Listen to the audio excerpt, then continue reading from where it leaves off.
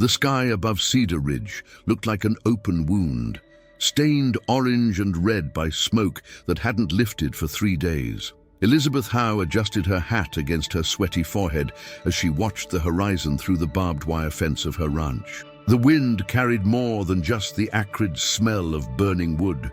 It brought with it a sinister promise of destruction approaching like a hungry beast. She knew other landowners had already evacuated.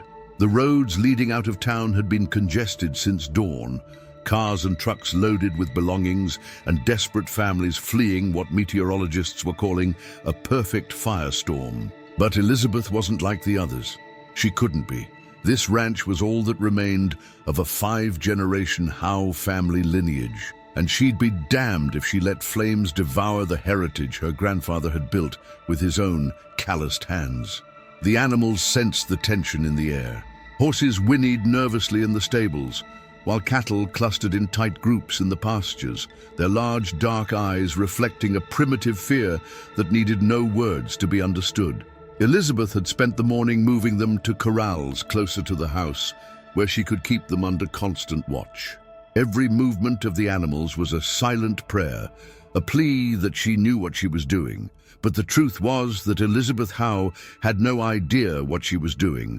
At 34, she had faced droughts, hailstorms, cattle diseases, and falling commodity prices. She had dealt with impatient creditors and neighbors who thought a woman alone couldn't keep a ranch running after her parents died in the car accident 5 years ago.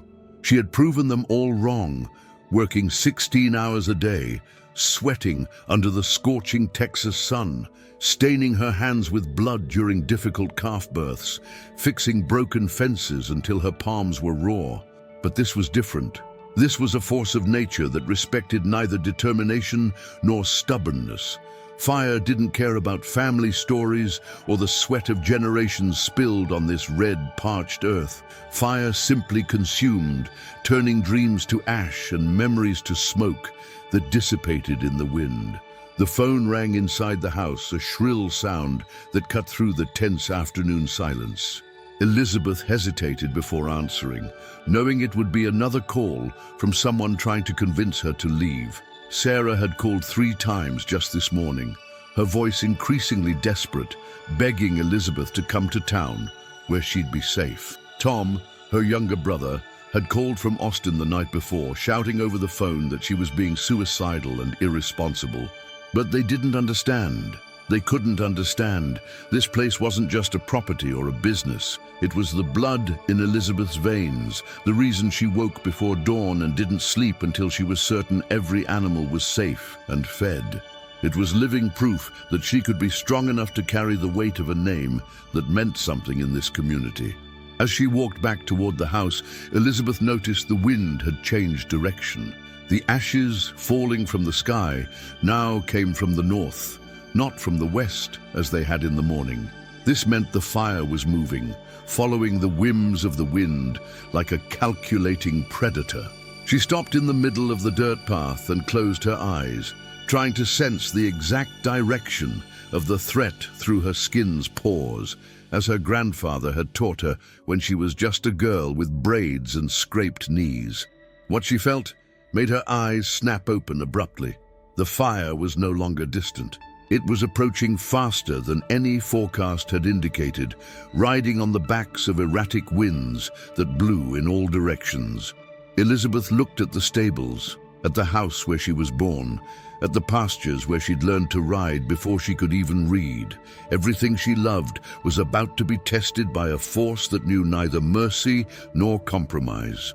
The sound of a diesel engine cutting through the smoky air made Elizabeth's head snap up from where she was loading water containers into her pickup truck. A dust-covered red Ford F-250 was barreling down her dirt driveway at a speed that suggested either emergency or recklessness. As it drew closer, she could make out the silhouette of a man behind the wheel, his face obscured by the ash-laden windshield and the late afternoon glare.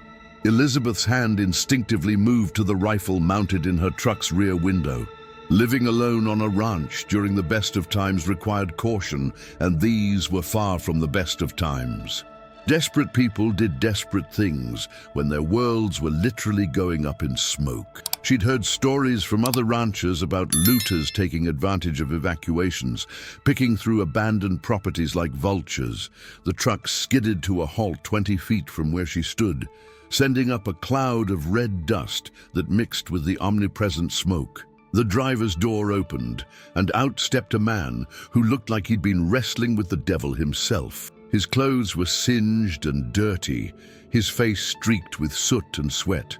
But it was his eyes that caught Elizabeth's attention, steel gray and intense, carrying a weight that spoke of too many battles fought and too many losses endured. "Ma'am, I'm Jake Morrison with the Texas Forest Service," he said, his voice rough from smoke inhalation.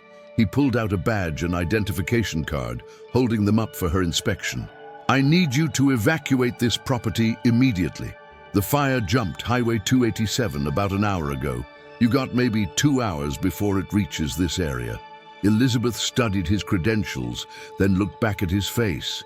There was something about the way he held himself, shoulders squared despite obvious exhaustion, jaw set with determination, that reminded her of herself. This was a man who didn't back down from fights, even when the odds were stacked against him, especially then. "I appreciate your concern, Mr. Morrison, but I'm not leaving," she replied, her voice carrying the same iron resolve that had gotten her through 5 years of running this ranch alone. "This is my land. These are my animals, and I've weathered storms before."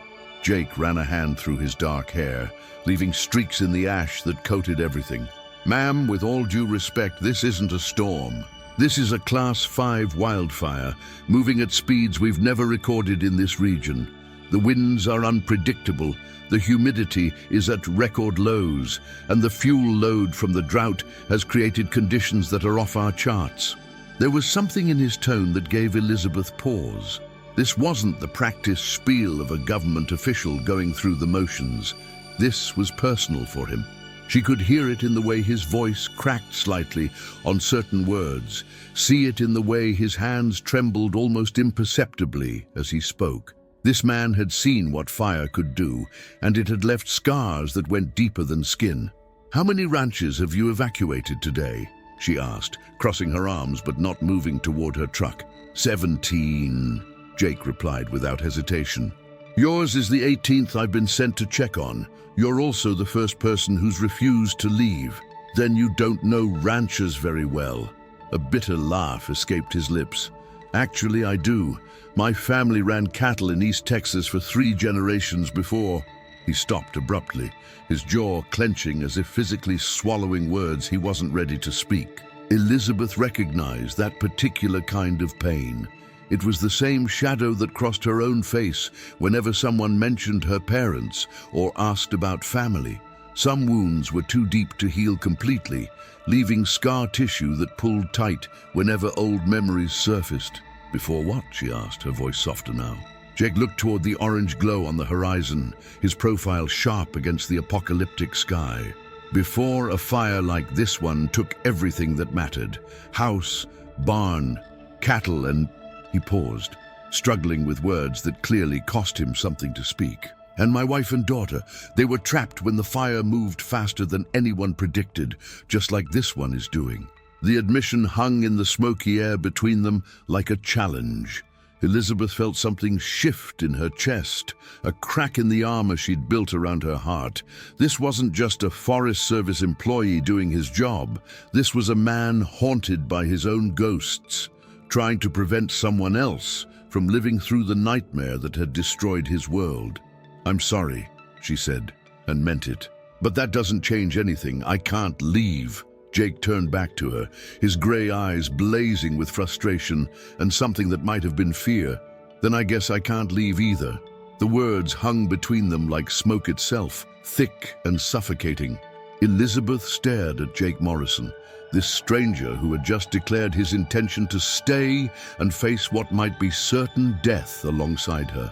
The rational part of her mind screamed that she should send him away, that she couldn't be responsible for another person's life when she wasn't even sure she could save her own. But something deeper, something she'd kept buried since her parents' funeral, whispered that maybe she didn't have to face this alone. "You can't stay," she said, but her voice lacked the conviction it had carried moments before. "This isn't your fight." Jake pulled a canvas bag from his truck and slung it over his shoulder. "Every fire is my fight now. Has been for the past 3 years." He gestured toward the approaching glow. "Besides, you're going to need help whether you want to admit it or not. One person can't protect all this." Elizabeth looked around at her property with fresh eyes, trying to see it as Jake might. The main house, built by her great-grandfather in 1923, stood solid and proud, but vulnerable with its wooden siding and wraparound porch. The barn, newer but equally flammable, housed not just equipment but also the rescue horses she'd been rehabilitating. The stables held 6 horses, including Thunder, her father's prize stallion that she'd sworn never to sell. Beyond that, the various outbuildings, the hay storage, the cattle in the distance. It was too much for one person to defend. "What's your plan?" Jake asked, his tone shifting to something more professional. "Do you have a defensible perimeter, water sources, evacuation routes for the animals?" The questions hit her like physical blows because she realized she didn't have good answers to any of them. She'd been running on pure stubbornness and adrenaline, not strategy. "I've got the irrigation pond behind the barn, and there's a well that's never run dry. The cattle can be moved to the eastern pasture if needed." Jake nodded, but she could see him cataloging problems faster than she was presenting solutions. "What about the house? Any sprinkler systems, clear zones around the structures?" Elizabeth felt heat rise to her cheeks that had nothing to do with the approaching fire. No. I cleared some brush last spring, but..." She trailed off, realizing how unprepared she truly was for this magnitude of threat. "Hey," Jake said, his voice gentler. "I'm not judging you. Most people never have to think about this stuff until it's too late." He looked toward the horizon where the sky was growing darker, despite the setting sun still being hours away. "Tell me about your family. Why is this place worth dying for?" The question caught her off guard. She found herself really looking at him for the first time. The lines around his eyes that spoke of too much sun and too much sorrow. The way he held his shoulders like he was carrying invisible weight. The careful way he moved, as if his body remembered pain his mind was trying to forget. "My great-grandfather bought this land in 1920 with money he saved working the oil fields." She began, surprised to hear herself talking. "Built the house with his own hands. My grandfather expanded it, added the barn and the first cattle. My father modernized everything, brought in better breeding stock, upgraded the facilities." She paused, swallowing hard. "They died in a car accident 5 years ago. Ice storm. Left me this place and a pile of debt that everyone said would bury me." Jake listened without interrupting, his gray eyes fixed on her face with an intensity that made her feel exposed, but not uncomfortable. When she fell silent, he asked, "And your brother, Tom, lives in Austin now. Wanted me to sell this place after the funeral. Said it was too much for one person." Her voice hardened. "Said I was being sentimental and stupid."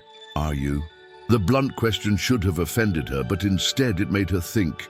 Maybe, probably, but this land, it's not just dirt and grass. It's every sunrise my grandfather watched from that porch. It's every calf my father delivered in that barn. It's every dream they had about what this place could become. She looked directly at Jake. It's proof that the Howe name means something. Jake was quiet for a long moment, staring at the house like he could see the ghosts of her family moving through the windows. "I understand," he said finally. "More than you know." He turned back to her. "My family's ranch was called Broken Creek. 4 generations of Morrisons working the same land. I thought I was going to pass it down to my daughter Emma someday, teach her to ride the way my father taught me." His voice broke slightly on his daughter's name, and Elizabeth felt something twist in her chest. How old was she? 7. Same age I was when my dad first put me on a horse. Jake's hands clenched into fists at his sides. "The fire came so fast that day. We thought we had time. We thought..." He stopped, shaking his head. "I was out checking the back pastures when it happened. By the time I got back to the house, it was too late. Sarah and Emma were trapped in the basement where they'd gone to wait for me. Elizabeth felt tears she hadn't shed in years threatening to surface. Jake, that's why I can't leave you here alone, he continued, his voice raw with pain and determination. I failed them, but maybe I don't have to fail you too. The wind had picked up in the last hour, carrying with it the distinct crackle of flames that were no longer distant. Elizabeth and Jake worked with the desperate efficiency of two people who knew time was running out. She had finally swallowed her pride and accepted his help, and together they were transforming her ranch into something that might survive the approaching inferno. We need to move the horses first, Jake called out as he dragged a water hose toward the house. They'll panic once they smell the smoke getting stronger, and panicked horses are dangerous horses. Elizabeth nodded, already heading toward the stables. Thunder whinnied nervously as she approached, his dark eyes rolling white with fear. Easy, boy, she murmured, her voice steady despite the chaos building around them. We're going to get you somewhere safe. Jake appeared beside her with halters and lead ropes. Where's the safest place for them? There's a concrete and steel barn about half a mile east. My grandfather built it as a storm shelter, but it should protect them from the fire too. Elizabeth was already slipping a halter over Thunder's head, her movements smooth despite her racing heart. We can use my trailer for the first trip. Working together, they loaded the horses into Elizabeth's 4-horse trailer and Jake's truck. The animals sensed the urgency, dancing nervously but cooperating as if they understood their lives depended on it. As Elizabeth climbed into the driver's seat, Jake jogged over to her window. I'll start setting up sprinklers while you're gone, he said. How's your water pressure? Good from the well, but if we run the whole system at once. She didn't need to finish. They both knew that water was going to be their most precious resource in the coming hours. The trip to the shelter felt like driving through a nightmare. The sky had turned an ominous shade of orange-black, and ash fell like snow on the windshield. Elizabeth could hear Thunder stamping nervously in the trailer behind her, but she forced herself to drive carefully. Getting the horses killed in an accident would make their sacrifice meaningless. When she returned to the ranch, she found Jake had been busy. Sprinklers were positioned around the house and barn, connected to a network of hoses that looked like arteries feeding life into the property. He'd also cleared brush and debris from around the buildings, creating defensible space that hadn't existed an hour earlier. You work fast, Elizabeth said, grabbing tools from her shed. 3 years of practice, Jake replied grimly. How much fuel do you have for your generator? The power's going to go out once the fire gets close. Elizabeth felt a stab of panic. Maybe half a tank. There's more diesel in the barn, but I'll get it. You focus on moving the cattle to that eastern pasture. Jake was already jogging toward the barn, his movements economical and purposeful. Elizabeth climbed onto her ATV and headed for the cattle. The animals were agitated, clustering together and lowing nervously. Moving them would normally be a 2-person job, but she didn't have a choice. She whistled sharply and began herding them toward the gate that led to the safer pasture. As she worked, Elizabeth found herself stealing glances at Jake. He moved with the confidence of someone who had done this before, checking and double-checking every connection, positioning equipment with military precision.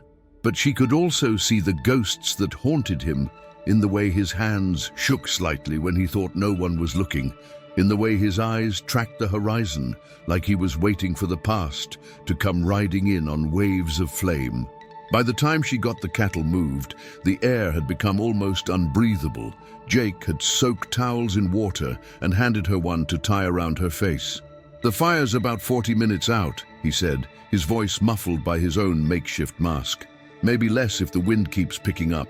Elizabeth looked around at her property, her life's work, and her family's legacy, and felt a strange sense of peace settle over her. For the first time in 5 years, she wasn't facing a crisis alone. Standing beside Jake, watching him check the pressure gauges on their improvised defense system, she realized that maybe strength didn't always come from independence. Maybe sometimes it came from knowing when to accept help, when to trust someone else to share the load. Jake, she said, catching his arm as he walked past. Thank you for staying, for helping. 4. She struggled to find words for what she was feeling. He turned to face her, his grey eyes softer than she'd seen them. "Thank you for letting me try to save something again." His voice was quiet, almost lost in the growing roar of the wind. I forgot what that felt like. Before either of them could say more, the sound of sirens wailed in the distance. Emergency vehicles racing toward other properties, other people who were either fleeing or preparing to make their stand.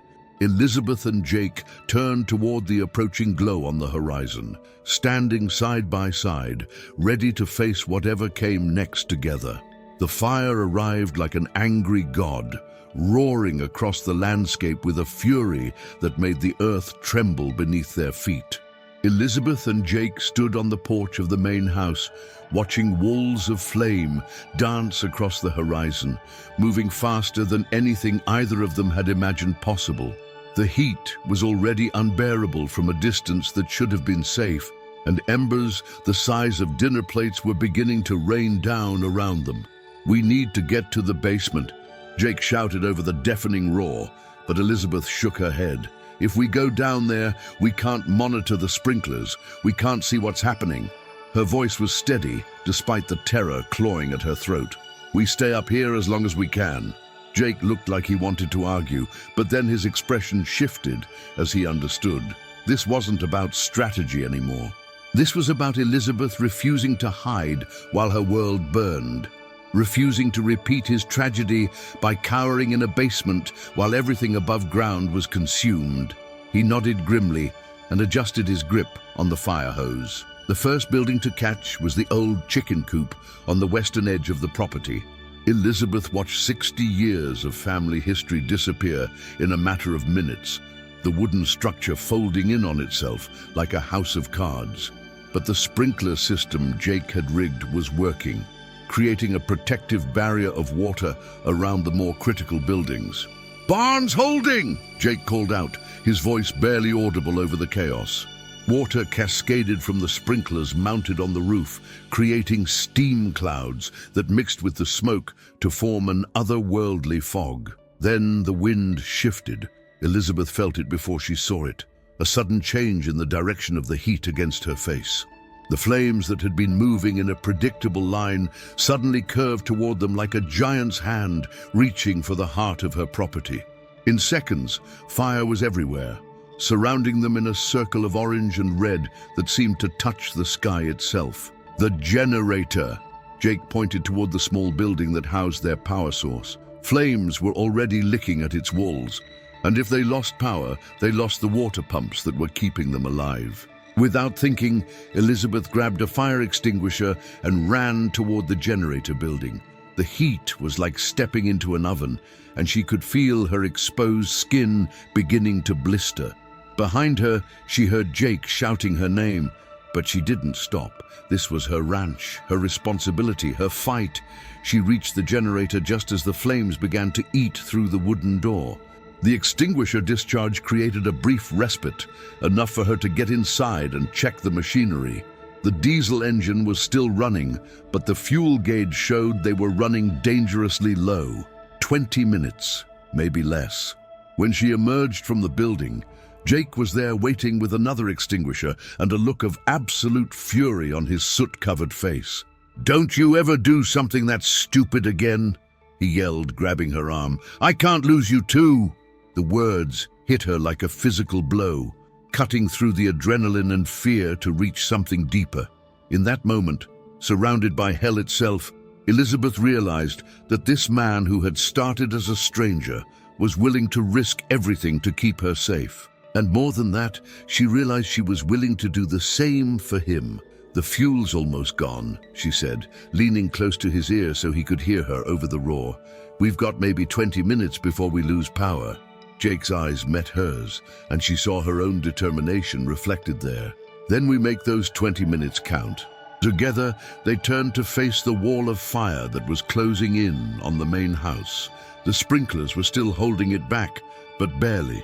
Elizabeth could see places where the flames were beginning to find gaps in their defenses, creeping closer to the building that held 4 generations of her family's memories. There, Jake pointed to a section of roof where the sprinkler coverage was weakest. If it catches there, we lose everything. Elizabeth looked at the ladder leaning against the side of the house, then at the hose in Jake's hands. She knew what had to be done, and she knew it was probably suicide, but some things were worth dying for. Together, she asked. Jake's smile was grim but determined. Together. Dawn came slowly, painting the smoke-filled sky in shades of pink and gold that seemed almost mockingly beautiful after the night they had endured. Elizabeth sat on the steps of her front porch, her clothes singed and her face streaked with soot, watching the sun rise over a landscape that had been forever changed. Beside her, Jake leaned against the railing, his grey eyes surveying the damage with the practiced assessment of someone who had seen too many mornings like this one. They had made it. Against all odds, against every prediction, they had saved the house, the barn, and most of the outbuildings. The old chicken coop was gone, along with several sections of fencing and about 30 acres of pasture land, but the heart of the ranch remained intact. More importantly, they had saved the animals. Every horse, every head of cattle accounted for and safe. "I still can't believe we pulled it off," Elizabeth said, her voice hoarse from smoke and exhaustion. "When that last wall of fire came at us, I thought—" "I know," Jake said quietly. "So did I." He looked down at his hands, still blackened from their desperate climb onto the roof to redirect the sprinklers. "But we didn't face it alone. That made all the difference." Elizabeth turned to study his profile in the early morning light. Somewhere during the long night of fighting for their lives, something fundamental had shifted between them. The walls she had built around her heart, the barriers that had kept her isolated and self-reliant for so long, had been burned away as surely as the grass in her western pasture. "What happens now?" she asked. "I mean with you. Do you go back to Austin, back to your job with the Forest Service?" Jake was quiet for a long moment, watching a pair of hawks circle overhead in the clearing sky. "I've been thinking about that all night," he said finally, "and I realized something. I've been running from fire for 3 years, trying to outrun the memories, the guilt, the pain. But last night, standing here with you, fighting to save something instead of just watching it burn, it felt like coming home." Elizabeth felt her heart skip a beat. "Jake, I know it's crazy. I know we barely know each other. But Elizabeth, I haven't felt this alive, this purposeful, since before I lost my family." He turned to face her fully. "If you'll have me, I'd like to help you rebuild. Not just the buildings and the fences, but everything. Make this place stronger than it was before." Tears that had nothing to do with smoke stung Elizabeth's eyes. For 5 years, she had carried the weight of the ranch alone, convinced that accepting help meant admitting weakness. But now she understood that true strength sometimes came from opening your heart to someone who was willing to share the load. "The Howe family has been working this land for 5 generations, she said, her voice trembling with emotion. "But maybe it's time for a new chapter. Maybe it's time for the Morrison Howe Ranch." Jake's smile was like sunrise after the longest night. "I like the sound of that." In the distance, they could hear trucks approaching, neighbors coming to check on them, emergency crews conducting damage assessments, the community rallying around one of their own, as communities do in times of crisis. But for now, in this moment, it was just the two of them sitting together in the ashes of yesterday, planning for a tomorrow that neither of them would have to face alone. Elizabeth leaned against Jake's shoulder, feeling peace settle over her like a warm blanket. The fire had taken some things, but it had also given her something she had never expected to find: a partner, a future, and the knowledge that sometimes the most beautiful beginnings rise from the ashes of our deepest fears. "So," she said, a smile creeping across her soot-stained face, "ready to learn how to run a cattle ranch?" Jake's laughter echoed across the scarred but surviving land. "With you, I'm ready for anything."